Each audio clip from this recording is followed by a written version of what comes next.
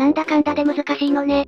どうしたんだレイムまるで、フィールド魔法を使った面白いデッキを組みたいんだけどそもそもフィールド魔法自体1テーマに1つだし永続魔法と違って自分のフィールドには1枚しか残せないから複数枚でのコンボも難しい上にそもそもフィールド魔法が豊富すぎてもう何から手をつけていいのかわかんないわ。せめて面白いフィールド魔法のインスピレーションさえあったら色々とアイディアが浮かぶんだけど、というような悩みを抱えているような顔だな。怖いわその独身術、どこの反則探偵よ。地雷伝の主と言ってやれ。あいつ自分が整数ナンバリング地雷伝しか出てないの結構気にしてんだよ。二次創作とかで結構人気あるのに。公式スピンオフで主人公もらえるのはボスキャラとして登場するよりも破格でしょ。っていうか悟りのことはいいのよ。そうフィールド魔法。このゲームの歴史もかなり長いしフィールド魔法にフォーカス当ててみたいけど、なかなか数が多くて困っていたの今回はこう、特徴的なフィールド魔法の紹介をお願いしたいわ。いいだろう。今回はそんなレイムのために弱さが特徴的なフィールド魔法の紹介だ。別に弱い必要はないんだけども、それでは、ゆっくりしていってね。地雷伝ってフィールド魔法になったらめちゃくちゃテキスト長くなりそうだよな。ちょっとわかる。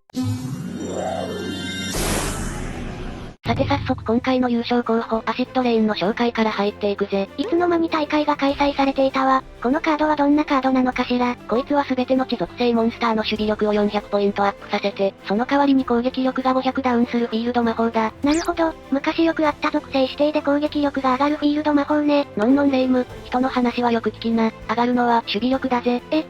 本当だ。なんで守備力上げるの？シンプルに刺しに来たな。だって地属性で守備力上げて嬉しいのって、アステカの石像デッキくらいでしょ。しかも確かあのデッキにぴったりの、岩石属モンスターの反射ダメージを倍にするフィールド魔法なかったっけ？断層地帯だな。レイムの言う通り反射ダメージを倍にするが、アステカの石像と併用してもダメージは4倍にならないから注意が必要だぜ。あとはまあ守備力の増強という点では、聖域の歌声があるのもなかなか。聖域の歌声、聞いたことないカードね。このカードはアシッドレインと違い属性指定なしで全ての表側表示モンスターの守備力を500上げることができる。普通にこっちでいいじゃない。攻撃力下がるデメリットもないし。いや、だがなレイム、逆に考えてみるんだ。攻撃力が下がることで起こる利点もあるはず。例えば、相手が地属性デッキを使っている時にメタカードとして採用とか。他には？地属性機械属モンスターの攻撃力を下げて、機械複製術の対象に。もう一息。地獄の暴走召喚。いや、苦しくない？そう。あと、アシッドレインって、3の雨って意味なのに特に機械属に対して、何かアクションがあるってわけでもないのね。まあ強い3は土壌にも深刻なダメージを与えるわけだし。それでも守りは硬くならないでしょ。さてお次はしっかり効果枠が作り込まれているカードの紹介だ。それなのに弱いのはあまりにも悲しいものがあるわ。それがこの、スマイルアクション、榊優也が主人公を務めた、遊戯王アーク5内のアクションデュエルをモチーフにしたカードだ。アクションデュエル、フィールドを駆け回って落ちているカードを回収して、そのカードで攻撃を回避したりできる遊戯王アーク5の一番の特徴よね。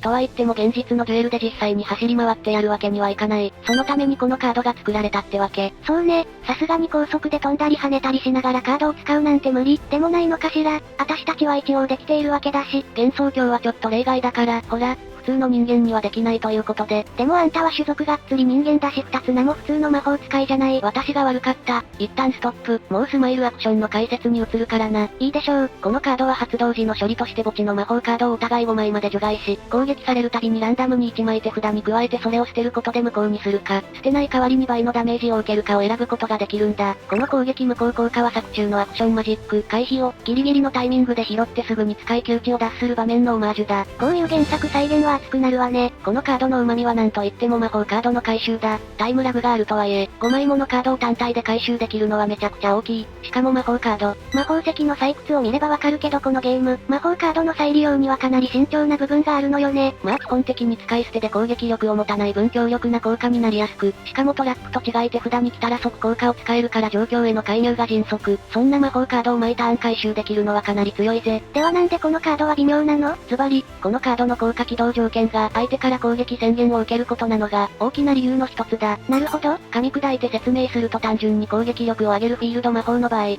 通はメインフェーズ1に使うのはわかるな。そりゃあ攻撃力はなるべく高い状態でバトルフェーズに入りたいし、ところがこいつは攻撃宣言された側にメリットを生む効果であるため、メインフェーズ1では使いにくい。確かに魔法カードの回収にせよ攻撃の無効化にせよ相手に選択権があるから、なるべく使わせたくないもんね。でもそれならメインフェーズ2で使えば、そう、最初のデメリットは、メインフェーズ2での発動で補うことができるんだが、そうなるとマジック回収のデメリットである戦闘ダメージの倍増は潰れてしまう。まあそのくらいはコラテラルダメージよ、コラテラルダメージ。だがメインフェーズ2に発動してもこいつの受難は続くぜ。どういうことよ。こいつを張った状態で相手にターンを渡すことができたとしよう。そして都合よくこのカードを破壊できるサイクロン等がなかったとして、このカードが張ってある状態で攻撃宣言するか。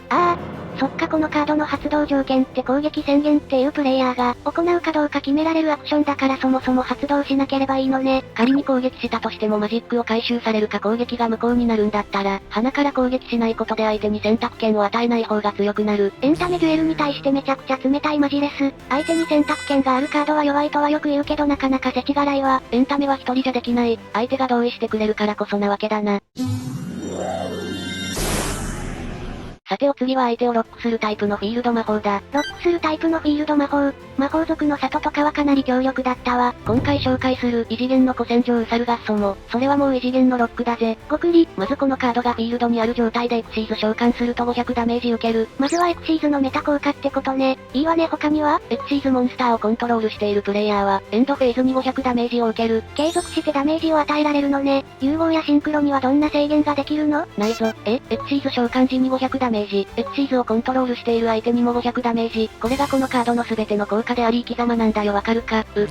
なんというか自分にバフをつける効果でもなければ、相手へのデバフもかなり局所的。しかも局所的なのにクリティカルに効くわけでもない。なんというかとてつもなく中途半端な。おいおいレイム、いいのかそんなこと言って。何よ。お前が1ターン25回エクシーズをするデッキを使うことになった場合、サルガッソはお前にどう猛なる牙を剥くことになるんだぜ。1ターンにエクストラデッキ全部使い切って、なおかつエンドフェーズまでサルガッソを破壊できないなら、それはもうデッキ側に問題があるとしか言えないわよ。そんな、500ダメージを15回とエンドフェーズの500ダメージでちょうど、8000ダメージになる芸術的なデザインのこのカードが、美しさと実用性は分けて考えるべきね。その神秘なる力が我の力となるよう我と我が敵を、聖なる刻印の庭で囲め。なにオレイカルコスの結界発動。カードの向上？他になんだと思ったんだ。いや、あんたならアバンの間に何かしらのヤバい電波を受信しても、不思議じゃないし、積み重ねてきた実績よ。マイナスな方向にも信頼って積み重なるんだな。で、今回紹介するのは、オレイカルコスの結界ということでいいのよね？オレイカルコスの結界はみんなのトラウマ。アニメ遊戯王、ドーマ編で使われたカードだ。アニメ版の効果はそりゃもうはちゃめちゃな効果だが、さすがにそれを再現するわけにもいかないため、いい感じにチューンされたのが OCG 版、オレイカルコスの結界だ。本当にいい感じのチューンだったらここで紹介されることはないのよ。まずこいつの効果はデュエル中に1回しか発動できない。いきなりめちゃくちゃヘビーな条件ね。2枚目以降がっつり腐るじゃない。そしてこのカードの発動時にフィールドの特殊召喚されたモンスターを全て破壊する。自分を巻き込む可能性があるとはいえフィールド魔法で全除去は、まあ破壊されるのは自分のフィールドの特殊召喚されたモンスターだけだが、まさかのデネリギと2段打ち。しかし自分のフィールドのモンスターの攻撃力は500上がるぜ。対象を選ばない500アップは大きいわね。その通り、しかもこのカードは1ターンに一度効果で破壊されない。1回しか使えない分カード自体に破壊耐性を持たせているのね。そしてこのカードの一番大きなメリットは自分のフィールドにモンスターが2体以上いる時に攻撃力が低い方は攻撃の対象にならなくなるんだ。確かアニメのオレイカルコスの結界はマジックトラップゾーンにも、モンスターを置けるようになっていてマジックトラップゾーンに置かれたモンスターは、攻撃対象にならないという効果を OCG になりに解釈したのね。偉いわ。恐ろしく効果的な補足だな。テレビショップの助手役向いてるぞ。そりゃどうも、でもパワーが足りないのは認めるけど原作愛のあるいいカードね。こんなにいいカードなら説明を省いた。エクストラデッキからモンスターを特殊召喚できなくなるなんてデメリットも気にならないな。あんたデメリットはまとめて言いなさいよ。そうやって不利になる情報を伏せておくのもやめなさい。消費者契約法でしょ聞かれるわよ。やっぱりお前テレビショッピングの助手向いてるよ。なあレイム、平等ってなんだと思う？させないわよマリサ。またあんたそれっぽいこと言って、尺を圧迫する気でしょ。はい、今からマリサが社会問題話すのは、禁止になりました。はい。アイキャッチを使うな。でも私は語れないし。編集の手間が増えるのよ。意外と大変なのよ。わかった。語っていいから、進行して。やめろ。というわけで今回は、平等を実現したカード、心眼の祭典の説明だ。見たことないカードね。このカードの効果は単純で、自分と相手が受ける戦闘ダメージを線に固定する。これだけだ。ふむふむ、シンプル極まりないわね。しかしこのカードはダメージを線に固定することで昨今の高速化した。このゲームでも十分な駆け引きを行う時間が守られるわけだな。確かに今の遊戯王って盤面ガラ空きにしてから3000の攻撃力で、3回殴ってゲームセットみたいなパターン多いもんね。その通り、古の時代の遊戯王にあったバトルでの細かなアドバンテージ取得、それを思い出すためにもぜひ皆デッキに心眼の神殿を入れてほしい。そうすることで我々の黄金時代が帰ってくる。でもこのカードって、戦闘ダメージを1000に固定するわけだから、1000以下のダメージも1000まで上げてもらえるのよね。ああ、そうだが、そういえばマリサこの間、人造人間7号みたいな低攻撃力で、ダイレクトアタックできるカードと、地獄の暴走召喚みたいな大量展開、できるカードを通販で買ってたわよね。そうはよん。てかいや。ねえこれ本当に、平等なの？富を持つ者に不満を、持たざる者には恩恵を与えるのが平等だ。平等のためのシステムをハックして利益をめちゃくちゃに追いかけるのは、持たざる者なの？隠しているだけではなく、あ、そういえば神殿のイラストにある矛なんだがな。話そらしたわ。これは、心眼の矛といって心眼の神殿と同じ効果をモンスターに付与する、装備魔法カードだ。へえ、そういうところで繋がり見せてくれるの嬉しいわね。だからレイムも心眼の神殿をデッキに、絶対相乗りするつもりじゃない。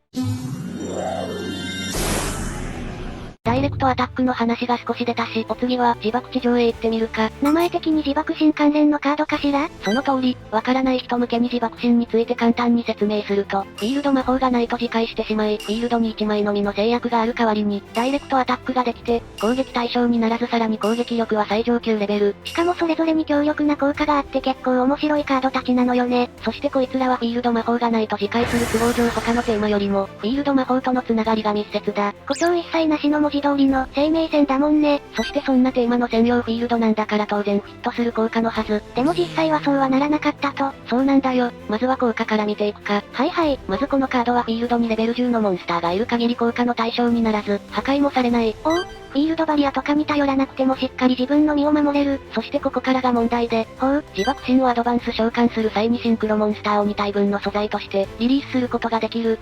そしてシンクロモンスターの特殊召喚時に自爆神のマジックトラップカードをサーチだ。ああ、なるほど。原作だとダークシンクロと一緒に使われることが多かったもんね自爆神。それはわかるんだけど、言いたいことはわかる。シンクロって基本的には2体以上のモンスターを使うじゃない？ああ、その2体のモンスターの結晶であるシンクロモンスターが2体分の生贄になったところでお得感はそうだ、自爆神系のマジックトラップってどうなの？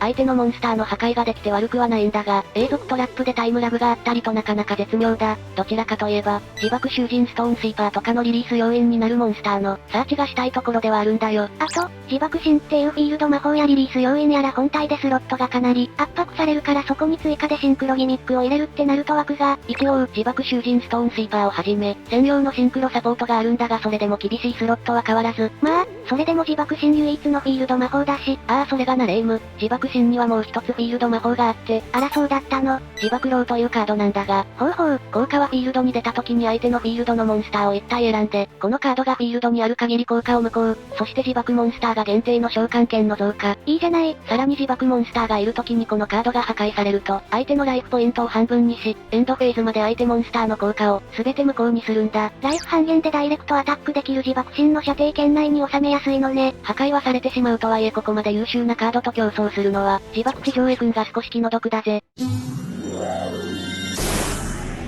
ところでレイムはチキンレースってしたことあるか？そんなフランクに聞く？ないわよ。そうか、そんなチキンレース未就学時のレイムにぴったりのカードがある。チキンレース学園に願書を提出した覚えがないからね。そういえばそのまま、チキンレースってフィールド魔法、あったわよね。もしかしてそれ？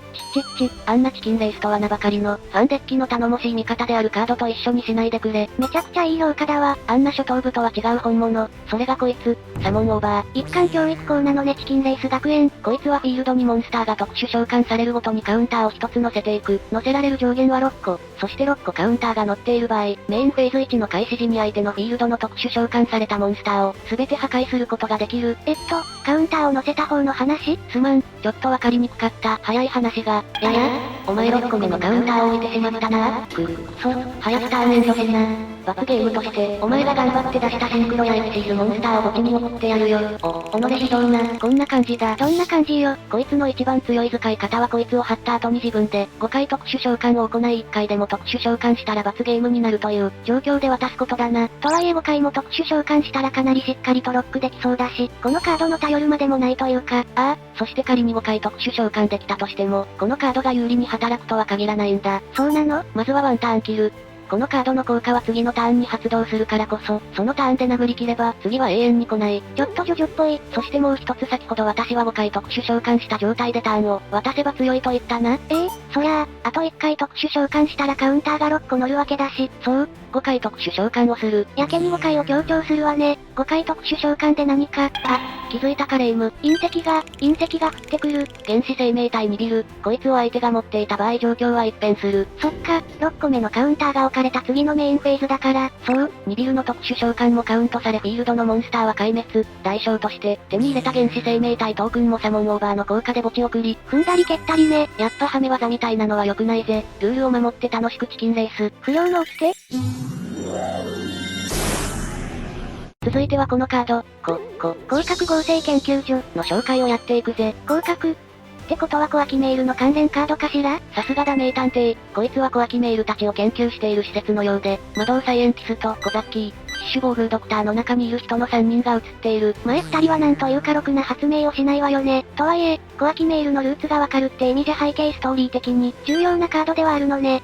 だがストーリーの立ち位置とカードとしての強さが一致するわけでもないのがこのゲームの面白いところ。早速解説だぜ。楽しみだわ。まずこのカードも他のコアキメールモンスターと同様に維持コストが存在する。確かコアキメールモンスターはコアキメールの広角を捨てるか、カードごとに指定された種族のモンスターを見せないと破壊されるのよね。その通り、このカードはフィールド魔法ということもあって、維持コストも少し優しくなっている。ふむそれからこいつの効果はエンドフェーズに自分のコアキメールが破壊されるたびに、デッキから別のコアキメールを手札に加えることができる。継続的な供給が生まれるのは強いんだけどエンドフェーズなのはなぜ？コアキメールの次回効果の都合だな。コストが支払えなくなっても、コアキメールが継続して出せるように次から次に持ってくるわけだ。でもこのカードの維持コストで広角も必要なら結局しんどくない？それゆえ今回紹介した感じだ。どんどん行くぞ。お次はこいつ、グラディアルビーストのウリコロッセウムだ。グラディアルビースト、バトルを行ったらバトルフェーズの終了時にデッキから、別のグラディアルビーストをフィールドに出して戦うことができる好戦的なテーマね。そうだ。そしてコロッセウムはその効果でデッキにモンスターが戻るたびに、カウンターを一つ置き、そのカウンター一つにつき攻撃力が上がる。バトル補助のいい効果じゃない。どのくらい上がるの？ 100？ 低い。まあ、特定の数値固定でアップするならまだしも、無限に上がり続ける可能性があるため、公式といえど慎重にならざるを得ないわけだな。なるほど。ちなみにどうにか他の効果もあったりは、ありますよお客さん。破壊耐性というめちゃくちゃいい効果が。強みを発揮するのに時間がかかるカードで破壊耐性はありがたい。手札から別のコロッセウムを捨てることで破壊を防ぐことができるぞ。同じカードが必要なの？ただでさえフィールドに1枚しか出せないことで自己要因になりがちなフィールド魔法を、デッキに3枚入れることになるの？そうだぞ。逆に3枚入れてダブっても使い道がしっかりとあるとも言える。まあ実際フィールド魔法ってテーマの強さの屋台骨でサーチ手段があっても、3枚積んでおくことはあるのよね。そうそう。だからこのカードは実は結構優秀。いや、でもこのカードは別に屋台骨になる強さではないでしょ。解散、生半可なペテンには引っかからない。やはり手強いぜ白霊の巫女。主人公ですから。さて、大鳥はこのカード、エレキャッスルだ。エレキジやエレキリンみたいにダイレクトアタックができて、その時に追加効果があるエレキね。簡潔でわかりやすい説明だ。このエレキャッスルは、そんなエレキのサポートカードなんだが、ダイレクトアタックができるテーマだし攻撃力が少し上がるだけでも、すごいことになりそうだけど大丈夫？もちろん大丈夫じゃないから攻撃力アップではなく、相手の攻撃力を削ぐ方向に行ったわけだ。確かにエレキモンスターは攻撃力が低い分、殴り返されやすい。相手のモンスターの攻撃力を下げることでエレキモンスターの戦闘破壊を。いや、攻撃力が1000下がるのはエレキとのバトル後だから破壊はされる。でもターンが返ってきたら攻撃力の下がったモンスターを戦闘破壊してアドバンテージ取得が、エレキはダイレクトアタックができることが最大のメリットなのにか？噛み合わない。というわけでシンプルに着眼点がずれているエレキャッスルの紹介だ。というわけでフィールド魔法の紹介だ。なんていうか結構限定的な種類のはずなのに意外と幅があるわね。そりゃあ25年以上の歴史があるからな。特に参考にはならなかったけどフィールド魔法を使った面白いデッキ、頑張って作ってみるわ。まあ参考にはならなかっただろうな。あ、それと今回紹介したカードは概要欄にリンクを貼っておくのでぜひとも購入してみてくれよな。みんなも、サモンオーバーでワクワクドキドキのチキンレース。あと、このチャンネルは世界一のフィールド魔法解説チャンネルを目指しているのでみんなの魂のこもったチャンネル登録と高評価をお待ちしているぜ。めちゃくちゃ局所的なところを狙って確実に勝ちに行ってるわね。群雄割拠なんだよゆっくり解説も。というわけでこの哀れな魔法使いを救ってあげたいあなたは、チャンネル登録と高評価をしてあげてね。よしいつものやつも済んだことだし今回はこの辺で。そうね、それじゃあ、ご視聴ありがとうございました。